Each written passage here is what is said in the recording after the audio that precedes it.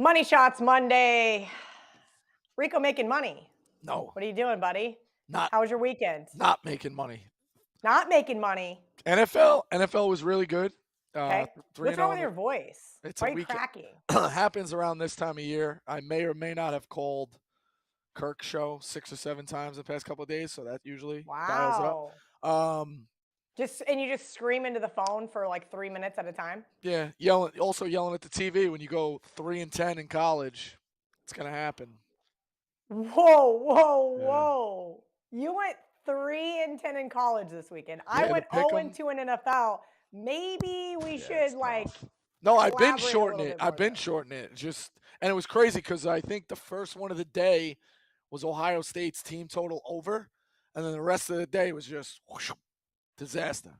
It was so weird. So Saturday, normally, and I don't pick my games based on start time. Like maybe every once in a while I might say, oh, it's a big prime time slate and might consider it more. But generally I'm not like, oh, I hate the morning games. And all of a sudden I had no morning games. I was just kind of standing around going, what am I doing? So I did catch that Ohio State game. Great call on that team total. It looked a little dicey there for about 45 seconds until Kirk Ferentz did what he does best. They got blown out. Yeah, it was dicey late longer than it should have. They kept like I tweeted out Ohio State has no regard for their team total, and somebody must have caught it later and was like, "What are you talking about?" I'm like, "Dude, I watched every play, like field goal, field goal, field goal." You start to get worried. Then they got a big play, they got a pick six, and then they just opened the doors on them, which I thought they were gonna. So Well, that was a great call. How did the rest of the weekend go? It just went downhill from there? yeah, I mean, you see it, just stupid mistakes too. So like Charlotte, I can't quit the Charlotte team.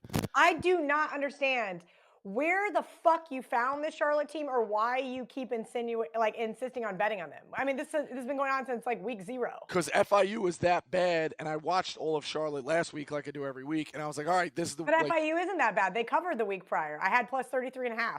they're still bad. And it was a double loser because I lost with Charlotte, and it also clinched at least a push or a loss now with FIU's win total under, which I had. So like it was a disaster. Like UCF, as soon as the game started, you're like, this ain't gonna win.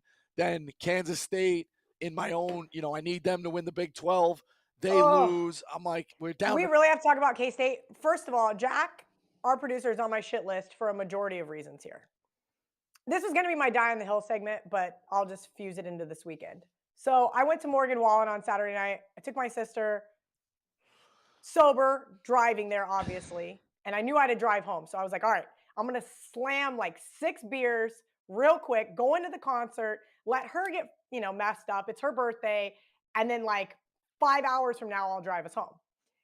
It's 28-10. 28-10. Adrian Martinez gets hurt. I missed how he got hurt. Will Howard was pretty highly recruited coming into K-State. Obviously, Adrian Martinez started took a last starting year. He was spot. solid. Yeah, he was solid. He's decent enough, right? 28-10. I'm getting blips of like green messages, like when you have an iPhone, it turns green because you don't have very good service. K-State, exclamation point. And all of a sudden, I don't get anything. I get out to the car 437 messages later. I'm trying to figure out what the fuck happened in that K-State game. I am so frustrated. Then I see the Marshall score. Then I see the Liberty score. And I'm going, you are kidding me. I sent Jack a list of dogs and I overthought it. UCLA was hot garbage. Chip Kelly got completely outcoached. How, I don't know, but he did. This has just been one of those weekends that I am so frustrated about. And I went 5-1 on Saturday. I should be in a great mood today. I should be so happy with how Saturday went. And even though I had an O for yesterday, the K-State game is still mind-boggling to me. Obviously, it was unfortunate because I didn't really get to watch it, but frustrating from the season win total perspective, frustrating from the K-State to win the Big 12 perspective. And then today, Jack has the audacity from the Barstool Sportsbook account right before to do the updated odds of the Big 12. Like TCU is some powerhouse team. They should have got boat raced. They won't quit though. I'll give them credit on that. Now K-State wasn't playing at full strength. And obviously Martinez going down. But TCU's tough, man. Sonny Dykes has got a tough bunch. I will give him credit. And that's really the only playoff hope now that they have. I guess maybe you could look at Oklahoma State with the way that game went, like tight Oklahoma game. State's losing. Oklahoma State is losing in Manhattan this weekend. There's another thing that I'm pissed off about. Yesterday, so I follow a bunch of different accounts, right? So I love to look at the openers on Sunday when I'm sitting on my couch at an NFL game or watching a couple NFL games. I said K-State +2. Let's just see if this gets to 3. Like, I'm going to be a happy girl. I can't wait to bet K-State catching a field goal at home. I just logged in the Barstool Sportsbook. -1.5. K-State is a -1.5 point favorite. They were a 2-point dog yesterday at opener. They are now Wow. -1.5 over Oklahoma State. That tells me 2 things. Number 1, Adrian Martinez is healthy. Number 2, that Oklahoma State is not that good. Yes, I was on them last weekend. Yes, I was happy that they were the lone outright winner of my parlay. But boy, this K-State team is so frustrating, not only from a fan perspective, not only from the tickets that you and I hold. For Christ's sakes, Rico, I laid -180 on over 6.5. Like, I don't do things like that. Like, that is so grotesque to me that I even laid that kind of juice on the season win total. But I said this is an 8-9 win team. You worried That about it? Tulane loss. Are you getting to the point where you're worried about them? I am. That Tulane loss was absolute and utter bullshit. Here's my die on the hill. Yes, I should have already cashed that over 6.5 wins ticket. Yes. And this is my biggest problem. This is a debate that I had with my girlfriend Pam the other day on her show. This is the debate I have with people on Twitter all the time. They're talking about the 6-1 Giants, and everybody keeps talking about how lucky this team is. Guess what? I'd rather be lucky than good because my luck this year sucks. Last year, I had my luck go my way a lot. I had a great college football season, and I am still having a good college football season, but I am being plagued in both college football and NFL by terrible kickers. I am being plagued by terrible coaching. I have been plagued by just absolutely asinine things. Casey should have never lost to Tulane. And then Adrian Martinez gets hurt. Then Will Howard gets hurt. That's really where K-State and things, Yeah. the bottom fell out. Am I worried about K-State getting 7 wins with Adrian Martinez being fully healthy? No. I think they're going to get there just fine.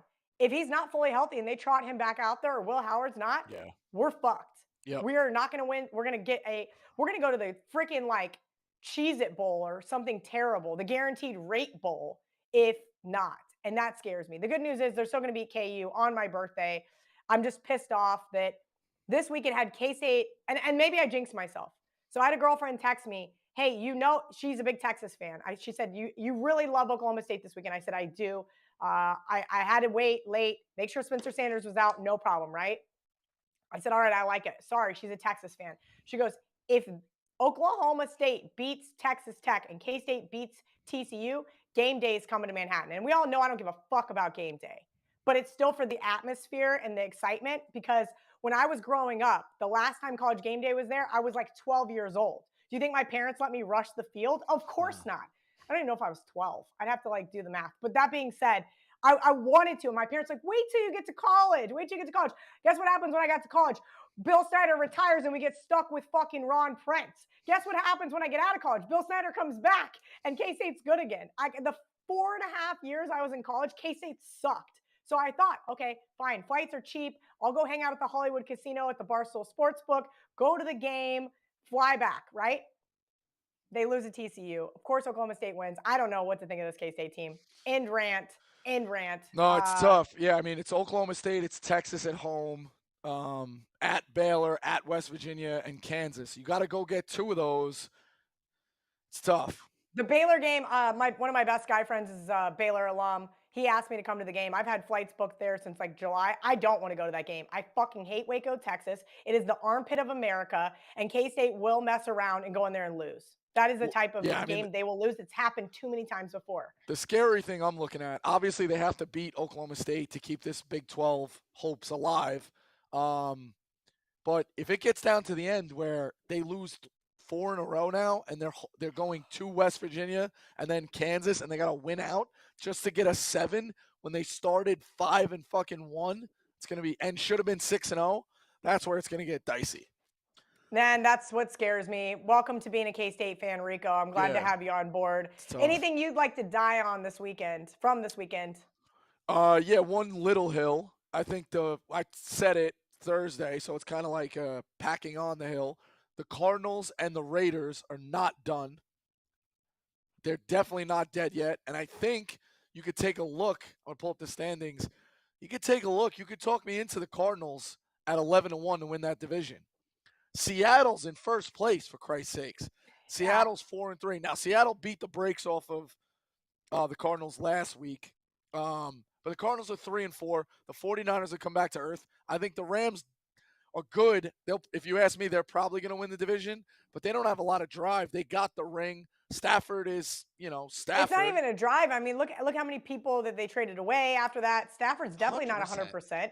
That defense, yes, you have one of the best defensive players in the league, but there was talks of him retiring last year, right? So maybe you're not playing at 100%. I think that this is where it gets tough when you have professional athletes that play 17 games. You would think it's just like college kids that you care about each and every game, but it's almost impossible from either an injury perspective, from a motivation perspective. Look at the Bucks losing to the Panthers. My buddy texted me, he's like, "Oh, you think you're so smart?" Because I text him, I go, "Why on earth would you take a divisional road favorite in Survivor?" And he's like, "Well, hindsight's 2020." I said, "No, I just have my own set of rules." But these are still professional athletes. It's any given Sunday. But for some teams, I mean, why wouldn't you overlook the Panthers if you're the Bucks? When you've got PJ Walker, you've got no Christian McCaffrey, you're a double-digit favorite here. They went in there and sleptwalk and got their asses kicked. I heard to end that point, the Cardinals at 11-1, I would take a look at. But I want to touch on the Bucks because that's my big die on a hill. I heard it on a different outlet, and I was like, damn. Like, yeah, hindsight's 2020, but like if the fact that this guy was ahead of this, it was like, shit, that makes sense. The Panthers, you were never gonna find a better spot for an us against the world mentality in a locker room than the Carolina Panthers on Sunday. Home dog to the mighty Tom Brady, interdivision rival, all of that.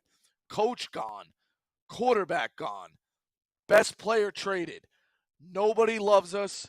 We don't care. Take that phrase, because Carolina embodied that, not Philly. I know Philly's getting a lot of credit. Carolina was us against the world. We're still professional athletes. Oh, you think we suck? Watch what we can do. And they went and beat the brakes off of Tampa. I know, again, it's like hindsight 2020, but man, that was a hell of a spot. And then to touch on, because if you can find those spots early, you're like, shit, like it's so genius. But the big die on the hill, the Bucks are minus 250 to win the NFC South. It's time to look at the Falcons. Go look. Now, you could talk me into the Saints, but I don't think Dalton's going to get it done. I can't talk myself into the Saints, Rico. I'm already holding a Saints ticket because just like I'm holding a Vikings ticket because I thought Aaron Rodgers, Tom Brady were both going to have down years. I thought both teams needed some key pieces that they were lacking. I have a Saints ticket. I will sell it to you half off because I don't even want it anymore. I want the Falcons. Why are the Bucks minus 250 to win that division right now? I want the Falcons at plus 400. We added on Pick Central. Here's the stretch, okay? And don't get me wrong. The Falcons got boat race yesterday against a really good Bengals team. That's the first. Bengals, just every time on Red Zone, every time I looked, the Bengals were scoring a touchdown yesterday. 100%. It was insane. 100%. But that was the first time they got boat raced by anybody. Every other game has been close and to some really good teams. And they should have beat the Bucks head-to-head if it wasn't for that Fugazi call roughing the passer. The rest of the next 7 games are a stretch of 7 weeks. Panthers at home. Chargers at home, where the Chargers struggle on the road. At the Panthers, Bears at home, at Commanders, Steelers at home, and then a bye. The Bucks go Ravens on a short one. Rams at home. Seahawks in London. Bye week. At the Browns. They're fucking lucky Deshaun Watson is not playing in that game. They missed it by a week. Imagine that. I'd love it even more. Wow. They go Browns, then they go Saints, at 49ers, Bengals, at Cardinals, Panthers, and at Falcons to end the season. You're telling me, though, in that 7-game run, I mean, they might lose the first 2 off the bat.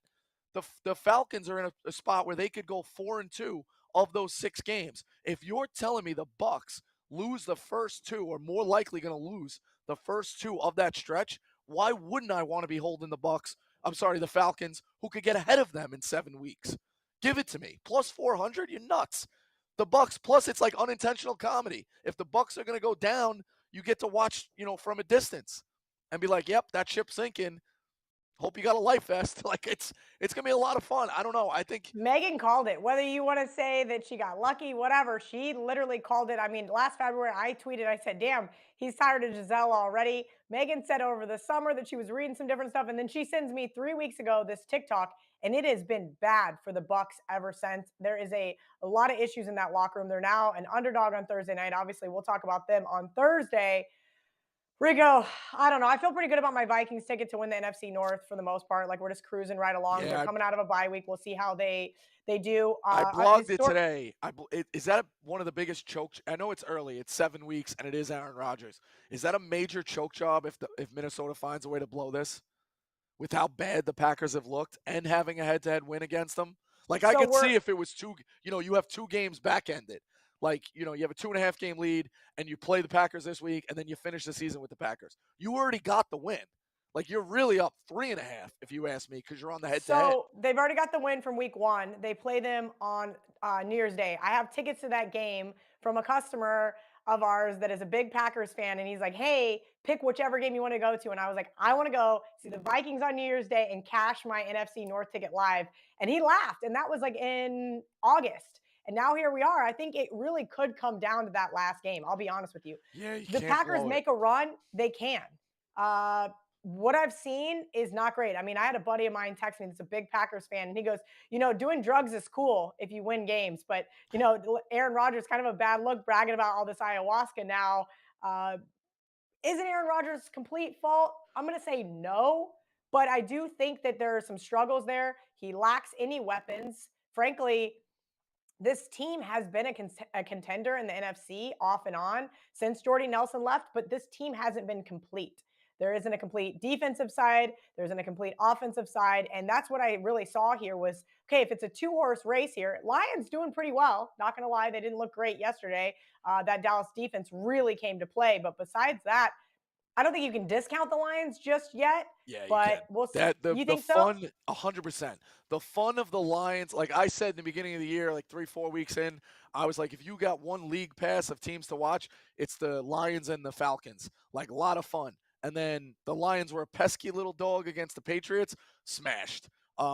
Pesky little dog, like, ooh, I don't know if I trust, Dak coming back in Survivor, smashed. Yeah. So like, low scoring early, but smashed. The But okay, fun the so hear fun me has out. worn So off the Lions. I didn't watch a ton of that game. So my Sunday usually consists of either having on the main TV the one because I only have maybe one or two plays on Sundays. My biggest thing is that I'm sick of giving having a great Saturday and giving it back on Sunday. So I've learned to really be a lot more disciplined in what I'm doing. So usually I only have one or two games on. Yesterday morning I only had action on the Colts, but I was getting so frustrated watching that game I turned on Red Zone.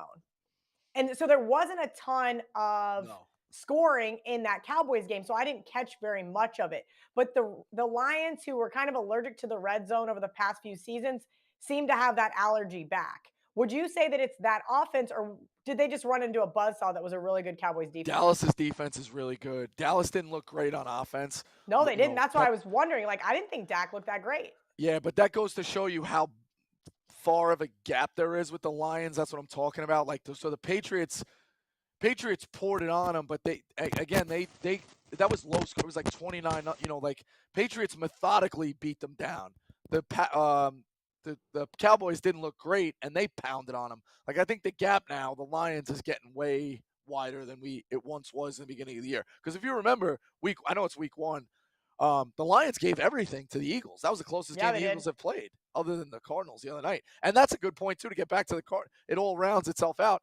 The Cardinals, gave the Eagles fits after not even showing up in the first half, which they Yeah. haven't Well, done they all don't show up year. in the first half. That's the most frustrating part about that team.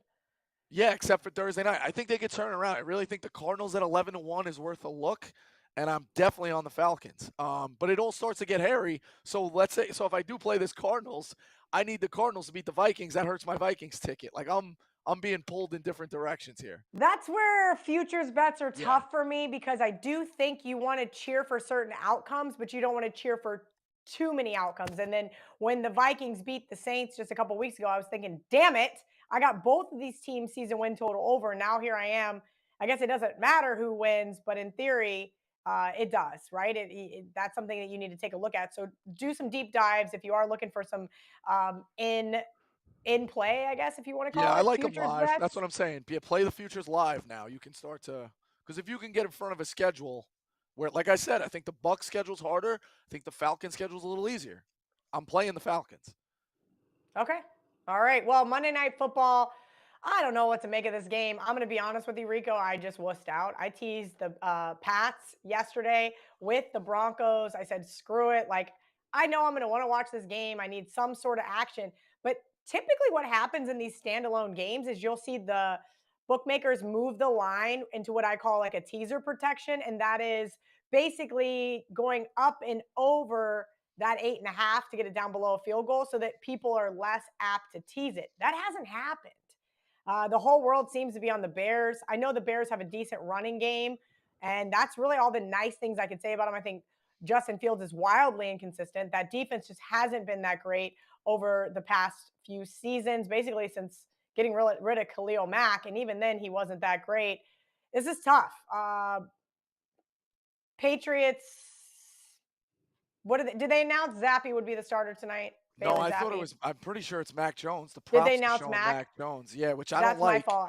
I apologize not double checking that before the show. So if it is Jones, if it is Zappy, in my original notes I wrote it doesn't really matter. There's not a significant drop off there. I would say about 1 point, but we didn't really see the line move due to that announcement either. So I guess that basically means I'm pretty solid on those numbers. Can the Chicago Bears defense step up? I guess that's the biggest question of the night. Chicago's been horrific as an underdog. They don't win primetime games. I think the easiest way out here is just take the Patriots in a teaser spot, find a spot to tease them with somebody for next week, because you can do that because next week's NFL game's already out on the Barstool Sportsbook. I'll find you guys another leg while Rico's telling me what he likes tonight. I don't like much. I need the Pats and Survivor. Oh, I okay. actually had a little bit of a shit your pants moment yesterday. There's one where there's like 9 people left, and I was like, all right, well, I'm taking the Pats in the big pool. I'm going to take the Raiders in the other one, thinking, if the Pats do lose, knock on wood, I don't want to be knocked out of both. I looked at the standings, 4 people Bucks, 4 people Raiders, 1 guy with the Pats. I was like, oh Wow. Jesus, this guy's gonna win the pool. Like we already know what happens. This, like Raiders lose, I'm in shambles. So Raiders luckily pulled it out.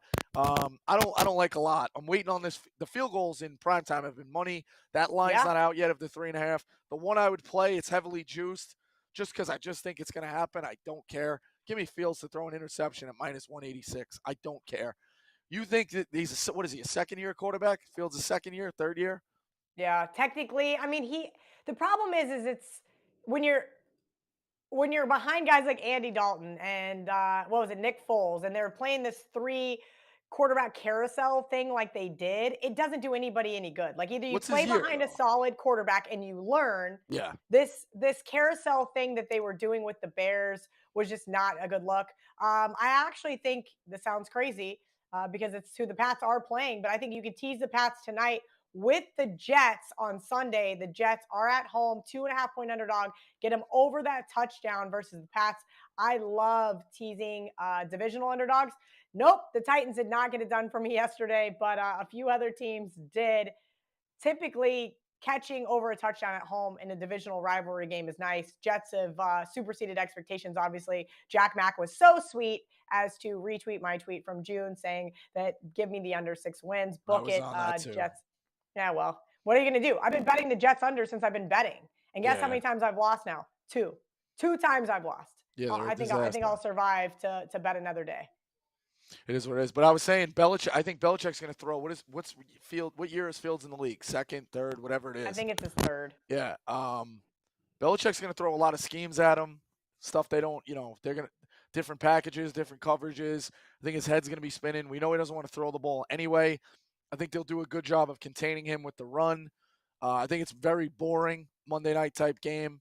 Um, but They've all it's been really boring, yeah, frankly. I don't. It's one of those. I think maybe eliminate. I want to take a look.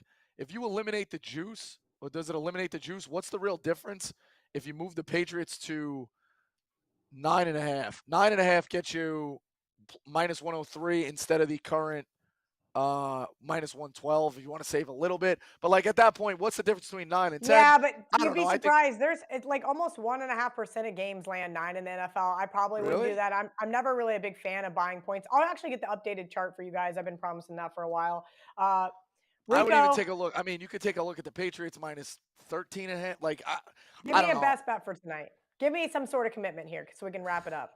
The best bet will be Fields to throw a pick. Give me Fields to throw a Okay, pick. Fields interception. Lay it with Fields to throw an interception. I like that. I will be on the Pats in a teaser with the New York Jets next week. Rico, making money. Let's hope you can turn it Yeah, around no, this I week in got to turn it college. I around. will see you on Thursday. Until then, please like and subscribe to the Barstool Sportsbook YouTube page.